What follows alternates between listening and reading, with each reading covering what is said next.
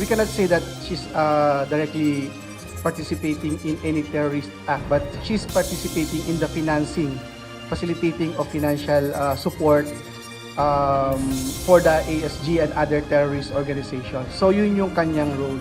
Walang direktang partisipasyon sa gawaing terorismo dito sa bansa si Myrna Mabanza.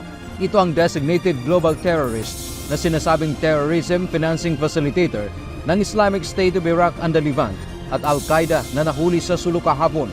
Ayon sa Department of Justice o DOJ, bukod sa pagtanggap nito ng malaking halaga ng pera galing sa ibang bansa para ibigay sa Abu Sayyaf Group o ASG, bahagi din ng perang dumaan sa kanya ang ginamit umano na pondo sa Marawi Siege noong 2017 sa pamamagitan ng dating ISIS emir na si Isnilon Hapilon na napatay din sa Marawi. There are intel reports that somehow yung finances na natanggap niya from foreign supporters were used in the Marawi Siege and other ASG activities and anti-government activities when the time na active pa talaga ang ASG sa kanilang campaign against the government. Batay sa investigasyon ng mga otoridad, kabilang sa pinanggamitan ng pera ay ang pagbili ng iba't ibang kalibre ng baril at pambayad sa trainers at foreign fighters na sumama sa Marawi Siege. Dagdag pa ng DOJ, si Mabanza ay tumanggap ng pera mula sa foreign nationals sa Malaysia, Turkey, Jordan, Indonesia, Qatar at Saudi Arabia na umaabot sa mahigit $100,000. Siya rin ang naging tulay para maibigay ang pera para sa ASG o local terrorist group dito sa Pilipinas.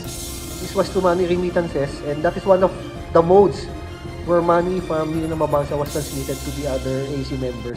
Sometimes it is from face-to-face and sometimes it is to the money remittances. And when the money remittances were used, it is then where the AMLC was able to flag her down. Sa ngayon ay nasa Zamboanga City si Mabanza at isa sa ilalim ito sa arraignment. Kasama naman sa pinag-aaralan ng DOJ ay kung kailangan itong ilipat dito sa Maynila, lalo na marami anya siyang kamag-anak sa Zamboanga.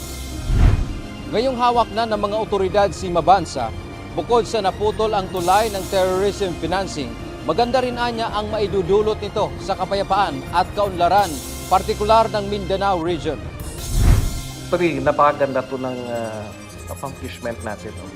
At least somehow we were able to put down some of their financial structure para at least hindi naman naglaga na po ganito. Tantiamento UNTV, News and Rescue. Diyos ang aming sandigan, serbisyo publiko ang aming pinahahalagahan.